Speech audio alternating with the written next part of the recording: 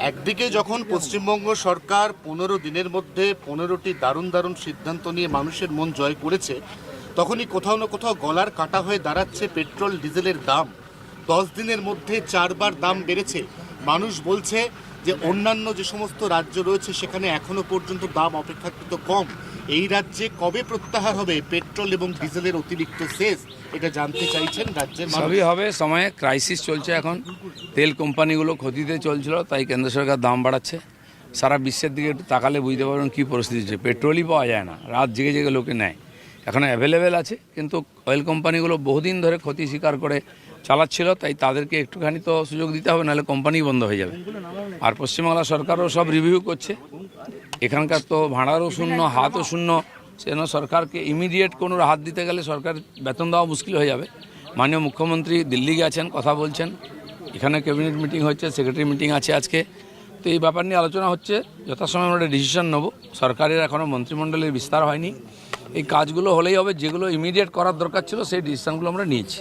প্রাক্তন মুখ্যমন্ত্রী কালকে একটি ফেসবুক লাইভ করে বলেছেন, যদি ঠিক মতো ভোট হতো তাহলে আমরা 220 থেকে 230টা আসন নিয়ে আবার ক্ষমতায় ঠিক মতো ভোট হলে কি হয় ফল তা দেখে নিন একবার। আর এসব গল্প দিয়ে আর মিথ্যা কথা বলে লোককে বোকা বানাবেন না। এখন ফেসবুকে লাইভ করতে হচ্ছে কেন? আগে তো মিডিয়াতে লাইভ করছেন, কারণ মিডিয়া আপনার কাছে যাচ্ছে না। আর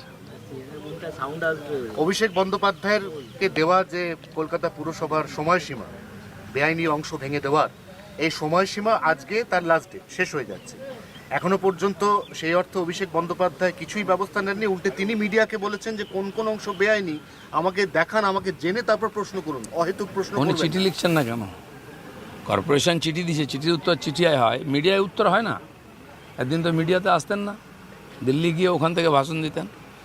যেটা আইনের কাজ, আইন করেছে, আইনের মাধ্যমে যেতে হবে। সে কোর্টে হোক বা যে ডিপার্টমেন্ট চিঠি লিখেছে তাকে চিঠির মাধ্যমে উত্তর দিতে হবে। এটা ফর্মালিটি। এত বছর সরকার চালিয়ে এটা ওনারা বোঝেননি।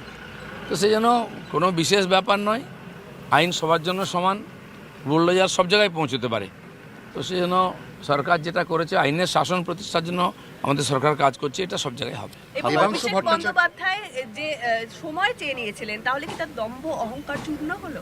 দেখা যাক, সেটা আমি জানি না। অহংকারের প্রশ্ন নাই, আইন আইন। খাতায় কলমে তার দেবাংশু নামে কোনো বাড়ি নেই। ভট্টাচার্য একটা ফেসবুক পোস্ট করেছেন।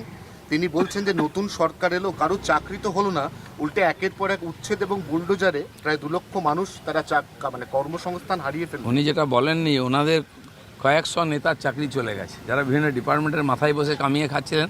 সেটা আমরা শেষ করেছি। কয়েকশো রিটায়ার্ড অফিসারকে লক্ষ লক্ষ টাকা বেতন দিয়ে পোষা হয়েছিল, কোনো কাজ ছিল না, সেগুলোর চাকরি চলে গেছে। চাকরি হতে সময় লাগে। এটা টিএমসি নাকি দাঁড়িয়ে বললে এদেরকে চাকরি দিতে, ওকে চাকরি দিয়ে, এই সিস্টেম পাল্টে গেছে। যা হবে সিস্টেম অনুযায়ী হবে, যথাসময়ে চাকরি হবে।